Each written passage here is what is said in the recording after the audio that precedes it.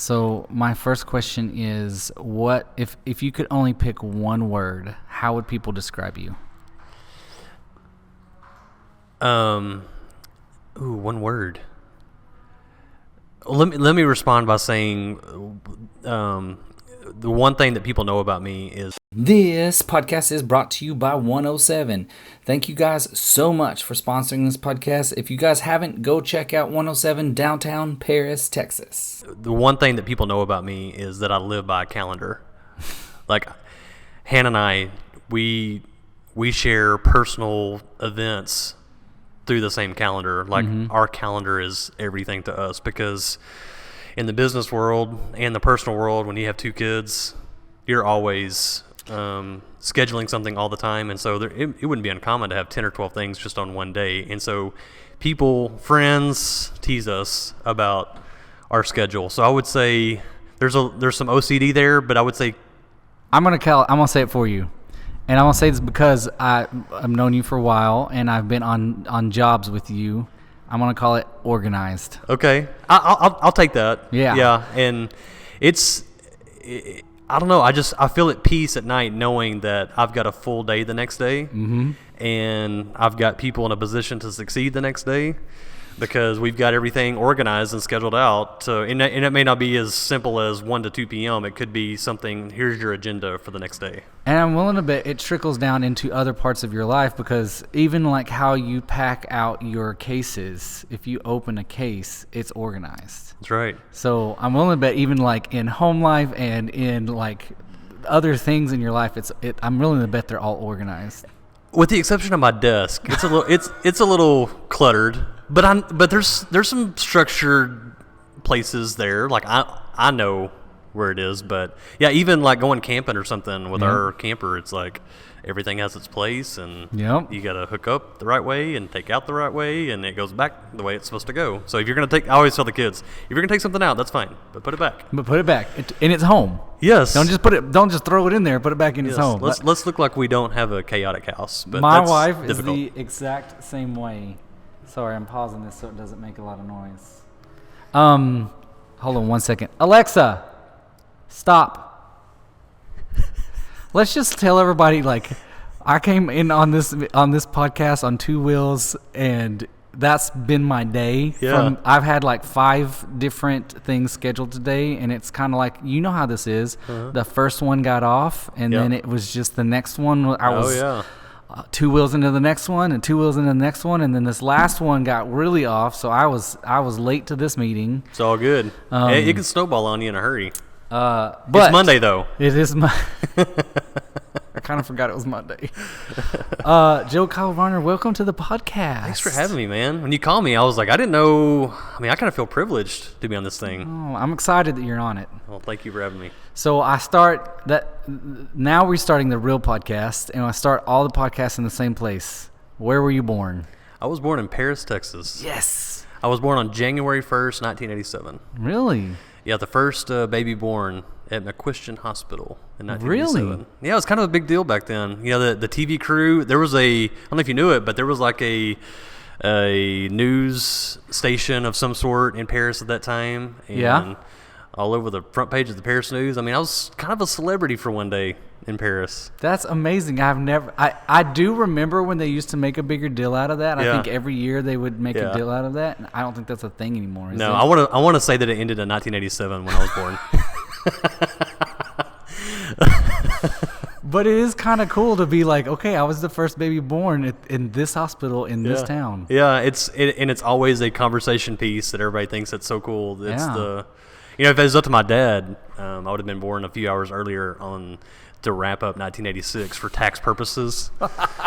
But now, do you have like newspaper clippings? Oh, yeah. Oh, really? Oh, yeah. Mom and Dad still even have the little tape that they recorded from the news station, and that's awesome. Yeah, it's cool for sure. So that's the best, like, right out the gate story I think I've ever gotten on this podcast. That's awesome. Usually it's just like, I'm from Paris, Texas, and then that's the end. Yeah. That's awesome. Okay, so you're born in Paris, Texas, and I know some of the story because we've been doing a project together. But what was life like? What was your dad doing in that time frame? Yeah, so my dad was hired at the Paris Police Department in '84, and the mom and dad moved. They got married in '83. He was hired in '84, and actually, correction, '85, and I was born in '87, and he's had over 20 years at Paris Police Department. And awesome. So being a cop's kid comes with its advantages and disadvantages. Can only imagine. And then later, he was on the school board at North Lamar where I graduated. While you were in school? Oh, yeah. And so, man, between teachers at school and then, I couldn't get away with anything. So, okay, so you were at North Lamar. That was Yep. my next question, is what school you went to. Yep. And man, Dad, okay, Dad's on the board. yeah. So what did you do? Like, what was your thing? So I was in athletics all through junior high. Well, starting as a kid, but at North Lamar in junior high and high school, I was in athletics and felt pretty good about that. But I in high school I only played football. So in the basketball season, and baseball season, I was always playing around with music and stuff like that. And the team started asking me to play music and announce during baseball games and basketball games for girls and boys. Okay. So you were doing that kind of stuff even in high school? Yeah. So, really? And to cover my time, they would pay me like $25 to come in, do the game or something like that. And I was like, wait, so I can play music and talk on a microphone and make money and use my deep voice and make money. Yeah. Did you ever think that would be a career path? Nah. No, but it kind of spurs. They're like, hey, so-and-so's having a little birthday party this weekend. Would you mind playing some music for it? And then it kind of led into someone in East Texas Broadcasting giving me a call. And so I started working at the radio station, and I had a little evening show. Is this still in high school? My senior year, second semester of my senior year. You had a radio show while you were in evening. High school? Yeah. Really? I specifically played Texas music, and it continued through when I moved over to PJC. I'm a Dragon as well. Really? Okay, we'll get there. Get there. Okay. What was it like? Sorry, I want to go back to this because I find this fascinating. What was it like being a student and a radio talk show? Fun.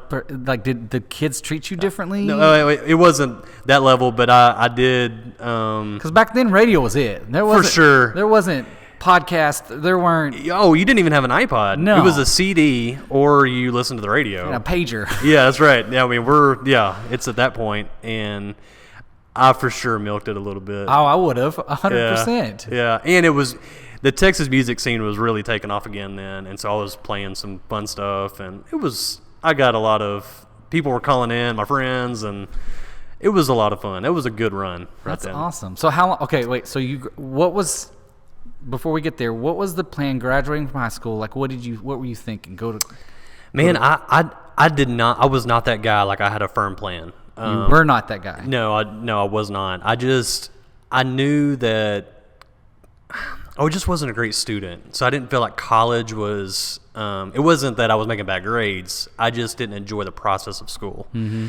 And so I knew that traditional college maybe wasn't for me. So I was looking for some sort of trade, and then cables and microphones and equipment was just always in front of me. And I just kind of felt like I was having a niche there. Okay. And people were enjoying that. And I always loved working and doing things and setting up for events and stuff like that. And so it just kind of started taking off. That's awesome. Okay, so you're a Dragon.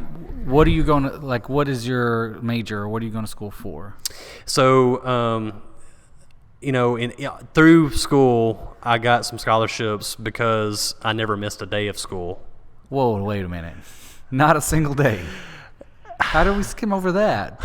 You didn't miss a single day of school. No, and I think that's why I got scholarships. People knew I was dedicated to like going, even though I wasn't like the best student. But I always went. I was dedicated to going. Yeah, I was there. I might have been all there mentally, but I was there. Yes, I was present for sure. So and I enjoyed the broadcast element. Okay. And so they brought me on. So there's the newspaper at PJC called The Bat. Mm-hmm. And I started off as a sports editor there. and covered all the sports stuff, and then became the lead editor later in my second year at PJC. And so anything within, that's still broadcast, even though it's through print. Yeah. And so anything and I was still working at the radio station at the time too. Okay. So between the radio station in Paris and then writing for the Bat, it was fun. And so I knew I wanted to do something in that realm. Okay.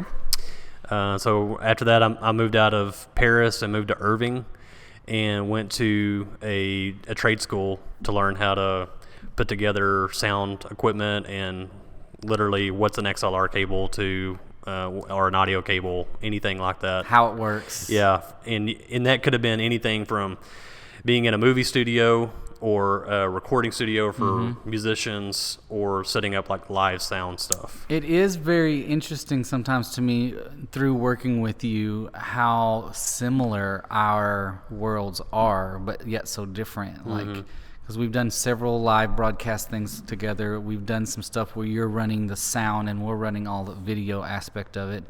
But like we're over here like swapping cables. Like, hey, can I borrow a cable from you? Yes. There's a huge overlay. Yeah, and then there's even like I've had to learn this the hard way. There's XLR cables that look like XLR cables, but they're not XLR cables. They do something else, and I don't know the lingo, but I've learned that. But by working with you, it's kind of crazy.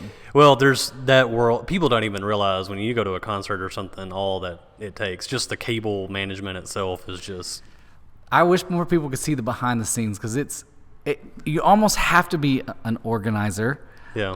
To do that because there's so many cables and there's so many plugs, and it's gotten better now. They've shrunk the amount a little bit that you need. Yeah. But 10 years ago, like the boards were as big as this table, for like sure. a kitchen table. Yeah. And you got to carry those around and wheel them off. I mean, it's crazy. It's fun though. I mean, getting to work with the different bands and different types of music, and I enjoy all that stuff. So you went to trade school for that. And did you thrive in that? Was that like your world? I definitely was catching a gear there. Like I was digging it. And that I was working part-time at a church, and I was getting into that realm because there's a lot of bands and stuff that go in and out of churches. And so that was a great experience there. And then I love live music and I love all this equipment, and so I moved down to Austin for a little while. Okay. And got my dose down there. It's a good place to go for it. For sure, yeah. There's plenty to do down there and lots of fun. And also... how old are you at this time? I turned 20. 20? Okay. When I moved to Austin. And, I had a great time down there. Did a lot of corporate audiovisual too. Okay. So working in hotels and convention centers. Okay. And so that's where I think I really learned how to deal with the public. Okay. And how to treat a client and how to respond when a client may not be happy, things like that. Yeah. So that corporate world will really straighten you up pretty well. Were you running it, or were you more of like a contract laborer, or were you an employee? How was that? How did that dynamic look? Definitely more of a contract laborer for the stuff I was doing in Austin, but I still had my business, but it was primarily just DJing weddings and stuff like that. And so I was still driving to Paris quite a bit, or the Metroplex, and doing events on the DJ side of stuff. But as far as like running events and things like that, I was being hired by a different company at that time. Gotcha. Yeah. Have you met your wife yet in this time? We had met, but she was still in this area. Okay, so we'll get there. Okay. So you're in Austin, and you're living in Austin. Yes. But you're still traveling to the Dallas-Fort Worth Metroplex and Paris. Yeah, I mean, I have no other obligation, so I'm just a guy trying to fill a calendar. Yeah. And if I can work all these events, and I didn't care about the mileage and just get in the car and go. And it's just your world. I'm just trying to literally do as many things. Like if I can do 365 events, I'm doing it. Really? Okay. So how long were you in Austin for? Just a couple years. Couple years? Yeah. Well, okay, I have a question. What was the best gig you had in Austin? Oh, man. So on the corporate side, you still meet a lot of celebrities and stuff. Ooh. Yeah, because it really wasn't necessarily like a band I was getting to run sound for or anything like that. But there were a lot of I mean, whether it be the governor or whoever, being down there in Austin, there was always somebody running through. So I don't really have like this incredible name, but there were always like these celebrities running through. And so, I mean, through the corporate career, I follow a bunch of sports stuff. So anything, whether it be Nolan Ryan or Jason Witten, the guys like that I get to put a microphone on and just shake their hand and just. And that happened. For sure. Oh yeah. Oh man. That was fun for me. Meeting guys like that. And so, especially guys that were on teams that I followed, and I don't know. Now, did you always stay? Was it always calm JoKyle, or was there ever a fanboy JoKyle? Oh, I had to be professional, but I definitely told him I'm a big fan. Yeah. But I wasn't completely fanboy. It's not what people think of when they think of fanboy. No. So I feel like I don't know that I've ever met anybody super famous. Or I may have met someone famous, but they weren't famous to me, so I really didn't care. Yeah. But I don't think I've ever met anyone that I would have fanboyed out on. Yeah. But I would like to think that if I did, I would be super calm Broadway and not like annoying fanboy Broadway. That's right, because I want to envision that they get that all the time. Yeah. So they want to be treated like a professional. Right. I assume they strive to be at least a little bit normal. So the one time or a day that someone that is a fan and is still able to treat them like a normal human being, they're probably cherishing those few little times. So they almost might remember you more. I'm with you on that. I would think. For sure. Yeah. They were like, hey, I was actually treated like a normal human being by that guy. Yeah. And he still likes my art or my craft. Yes. Awesome. Okay, so we're in Austin. What got you to want to leave Austin? There's a young lady in Honey Grove, Texas. We're there. How did you meet her? So we don't really tell many people this, just because it involved MySpace.com. I won't tell a soul. Okay, yeah, we'll just put it out there on the internet. Okay. Yeah, so I like to tell people she just stalked me on MySpace. Really? Yeah, and we just, I don't know, you just send messages, and it was one of these internet things, and it was like an internet hookup before they had like the all the things, dating apps or whatever. Yeah, but it wasn't that aggressive at all. Okay. And it just happened, and so did she chase you? For sure. Would she say the same thing? I think she'd agree to that. Okay. But what's funny about it, when I was working for the radio station, I covered her brother. He played for Honey Grove at the time, football, and so we covered some of their playoff games. And she was in the stands this whole time. We didn't even know it. And really? Now That's crazy. He's my brother-in-law, and he was quarterback and the whole thing. So it was cool later looking back on it, knowing that we didn't know each other, but we were right there. That's amazing. Yeah. Okay, so did that get you to want to move back to where? So did you move back to Paris, Texas?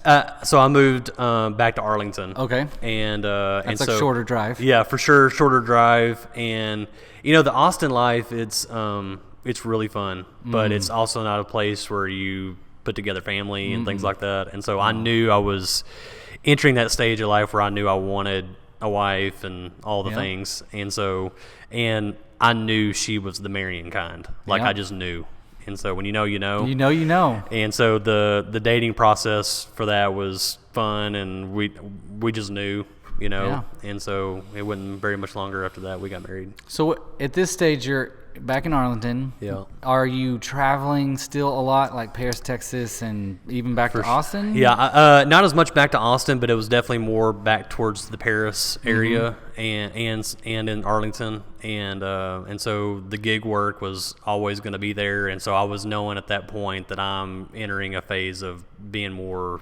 self-employed. Okay. At that point, and so. Have you done anything else other than this? The only other thing that I've done outside of anything broadcast technical, I worked at Sears. Was that in high school? The day I turned 16, I filled out my application with Sears. I just wanted to work. Yep. And I sold electronics for a while. And man, let me tell you something.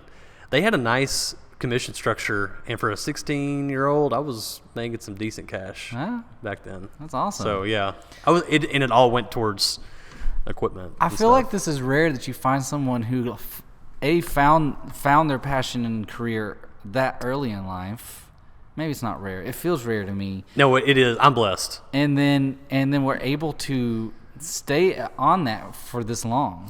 I know a lot of people in their late 20s, early 30s that are still kind of looking. They really just feel like they never have been. They went to college maybe, and my mom went back to school at 40. Yeah. I feel like it was at least 28, 29 before I started like realizing the true aspect of my creative side. Mm-hmm. I feel like I was almost lost until I did find it. Mm-hmm. So it was definitely later in my young adulthood before I even started chasing that to get me to where I am now. Yeah. But you found it in school. And for me, because it did come so easy, I almost kind of take it for granted. Like, I don't even know the other side of it. I see people that, I don't know if struggle's the right word, but they're just looking for their placehold, and for me, it just kind of happened. Yeah. That's amazing, dude. Yeah, I'm blessed for sure. Okay, so you're back in Arlington. Did y'all get married? Yeah. So we got married. Her grandparents, or a lot of her family, is from the Corsicana area, and so we actually got married in Corsicana. Okay. And so it allowed people from the Metroplex and Paris and Honeygrove, and kind of, it's not really centralized, but it's in a way. Close enough. If you wanted to come, everyone had to travel. Yep. How about that? Yeah. What was the wedding like? Man, it was perfect. It was in a country. It was on a ranch in the country, and we had about a little over 200 people there. Awesome. And we had a live band, and it was just perfect sunset. It was in October. I mean, it was just literally perfect. Yeah, that's awesome. From perfect venue to perfect wife, it was all right there on that one amazing. day. It was a great day. Okay, so you're all married now, and she moved to we were in Arlington. Yeah, and so we, like many couples, we got an apartment, and we're in a 2-bedroom, 2-bath apartment. And man, that first year of marriage, you need some space. You know what I mean? Like, it is. You're changing gears, man. Yep. And there's this ramen noodle stuff that goes away, and all the things. Yeah. So it was a change, but man, what a great change. Yeah. But man, that first year, it's a change. I remember. Yeah. We, not to dip on your story, but we got married, and then we moved within 6 months from Colorado Springs to Paris, Texas, which was a big change for her because she had never not lived anywhere that wasn't in Colorado. Okay. She'd traveled other places, but she never lived anywhere. And then within a year or two, we moved her parents to Paris, Texas. So I just brought the whole family back. But no, that first year was definitely tough. Yeah, but it's you're growing, you're stretching yourself, but you're growing together. Yeah. So you're figuring out together all the struggles, all the victories and the losses. If there is such a thing as a loss, you're doing it together. Now, what does she do for? At this point, what does she do for a living? She's always been in the dental field, okay. And so she works. She's a dental assistant for an orthodontist. Okay. And so she's always digging into people's mouths and putting braces on. So bless her for doing that. Yeah, I'm not. No, I do not want any part of that. I struggle getting myself done like that. Okay. So y'all are married, and what's next for y'all? So we did the apartment thing for a minute, and then we bought our first house, and that was a big thing for us, as it is for anybody. Yeah. But and so we were proud, and we stayed there in Arlington, and she was working at Mansfield, and I was gigging and all the things, and but yeah, that was next for us, is getting that house. And now, did you stay in the wedding and events? That was a big run for me. Was weddings. Okay. I DJ'd a lot of weddings. A lot, and they were fun. A lot of them are the same, but they're still fun. It's still a party, and so my job was getting to be a part of the party every weekend. So, at any stage, did it start feeling like it was like clockwork for you? Like just eat like? Yeah, it became repetition. Yeah. I mean, if there's 52 Saturdays in a year, most of them I was going to be at an event, and so I think that's another thing about Hannah, or any wife anybody that's married to someone in the event gig industry. They have to understand what they're getting into. Yeah. And so she took that head on, especially knowing that kids are likely on the way and what that means. Not that she's necessarily a single parent a lot of times, but on the weekends she can is. be. Yeah. So I think accepting that even before you get married is a big pill to swallow. That is, because I kind of grew into my career with married with Kimmy, and we kind of figured out this whole mess together, where you'd been doing it for a long time, and then she married into it. Right, that's right, and so at least she knew what was coming. Right, but it's still different. It's still different, and so knowing it and living it are very different. Man, you're right about that in more ways than one. Yeah. So, okay, so at what point did you? Because I don't want to jump too far forward, but what point did you go into venue owner? Gotcha. So we bought, and when I say we, heavily, because you talk about taking another jump that is scary. It's one thing just doing gig work and being gone occasionally. It's another one whenever you see a venue pop up that's for sale and you're like, I think I want that. And then I remember bringing the idea to her, and she thought I was joking. I was like, no, for real. Like I can. That's a business that I can see us taking on, and we can make it even more successful. Now, after 20 years of experience at this point? It wasn't 20. I mean, it was every bit of 15 for sure. 15 years of experience. Did you feel like, okay, I've been in and out of hundreds of venues. Do you feel like that brought you a lot of perspective going into being a venue owner? Well, you can't help but when you step in somewhere, you're like, man, this is really cool. If it were me, I'd probably do this. I'd do this and I'd do that. Yeah. And, with Heritage Hall, I'd been in there so many times as a DJ that I was like, no, this place is so cool. It's so unique. It's one of all the venues I've been in. It's one of the most unique because of what it is. It's an old warehouse for the Santa Fe rail line, and so you can't just recreate that. It's all brick and wood, and so I just treated it as a true investment, and it was a business that was already going, and so I said I think we can do what they're doing and expand and do other things, and that's kind of what happened. And that's awesome. Do you feel like, sorry, this is kind of a weird question, but do you feel like, okay, you came into it and you had those thoughts, I were like, okay, I could do this, this, and this. Do you feel like you achieved those dreams?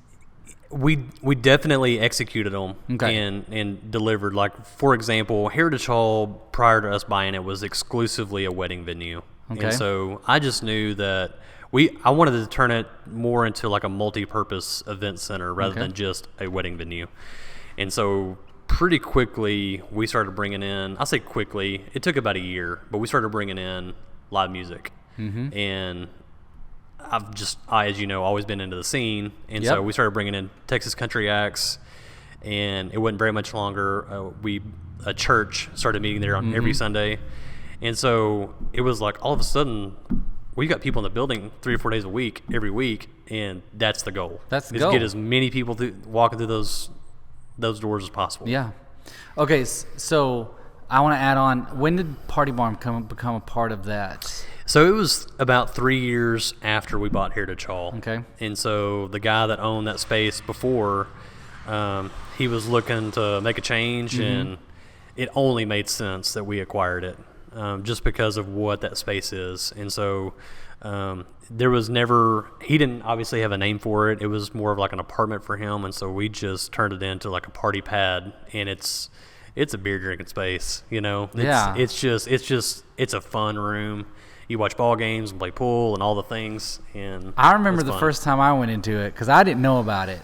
And I don't know how long you had it when I first went into it, but like I just remember thinking like, this is from a movie. Yeah. Like I feel like I'm in Roadhouse with Patrick Swayze. Like this is from a movie. Yeah, it is super cool. We're super proud of it, and it really expanded our business from a standpoint of, the groomsmen can get married in there that the morning of the wedding or whatever, but then we can have any kind of party in there or an event in there. We even have Thanksgiving lunches in there. Really? It's no holds barred on that building. That's awesome. Okay, tell me, is there What do you know about the history of the building? The party barn? Or no, that whole area, I guess, a little bit. Man, I'm not as educated on the party barn. I know there was some sort of candy factory or candy something. That was more of a warehouse that got turned into something cool. Yeah. But now on the Heritage Hall side, what was it? It was a warehouse for the Santa Fe Rail Line, and then it became a hardware store, and then it sat vacant for a long time. Really? And Dr. Hayden bought the property and renovated it for his daughter's wedding. Really? And then it turned into, hey, this is kind of cool. People would probably rent this. And so they started. In fact, I did a couple of weddings there while Dr. Hayden still owned it. And then it changed hands after the Haydens had it. And then that's who I bought it from. Awesome. So. Okay, so I'm trying to think if I've got any more questions. Okay, when did kids come into the picture? So we had Jackson was about a year when we bought Heritage Hall. So he was born in 2014, and we bought Heritage Hall in 2015. Okay. And so he's 7 now, all of a sudden, and so fast, man. Yeah, it went. Honestly, marriage was already rocking and rolling. You had to throw a business in there, and then you have a kid, and time just really takes off. You just can't even keep up with it, and so. It's crazy.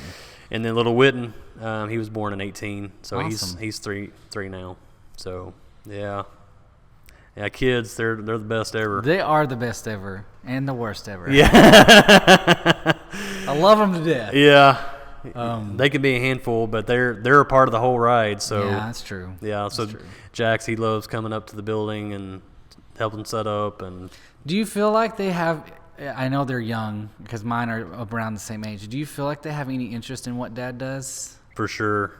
Whit's still too young, but Jax just loves to be a part of anything. Mm-hmm. And I don't know if that's wanting to be with Dad or if that's just wanting to be like a part of the concert or whatever's going on. He's always wanted to just be around. And, that I remember all he wanted one year for his birthday was Heritage Hall keys. And no way. That was pretty special for me. So did you do it? Oh, yeah. So he opened up a gift, and there were keys in there. That's amazing. Yeah, so it was almost like passing the torch way too soon, but at the same time, it's like he felt some ownership in that place because he's there a lot. I want my kids to do that. Why won't my kids ask me for keys? Jax is special. He's special. That's awesome. Kid. Yeah. That's awesome. All right, I usually end these with similar questions, kind of like we started one. I've got one at the end. If you could pick one place in Paris, Texas, and it can be anything. I mean, it can be food. It could be your favorite tree. Yeah. What is your favorite place to go in Paris, Texas? Be any like restaurant. Restaurant, anything. Okay. Let me give you a couple. Is that fair? I'm fair. That's okay. Fine. And both of them are food related. Is that weird? No, not at all. That's great.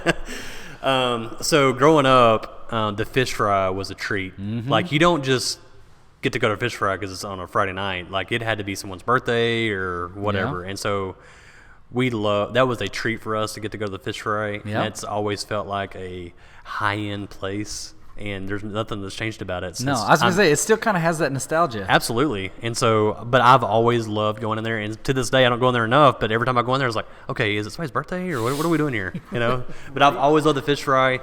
But I've got my weekly things that I eat for lunch. Yeah. Now, is it organized? And do you have like a routine to it?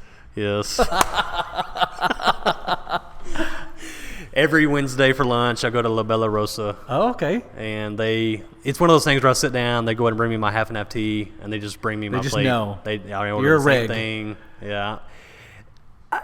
I never thought I'd be that guy. Like, I'm a regular, but man, if you don't know La Bella Rosa in Paris, that's the best Mexican food. No offense to anybody else, that's the best Mexican food in town. There you go. But I'm just a food. I like good food. Good food. No, don't get me wrong. I love me some good food.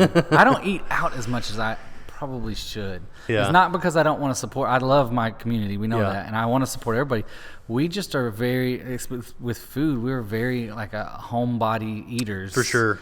So I'll tell you this. I do eat out at lunch But at night, in the evenings, or in the weekends when I'm available, family.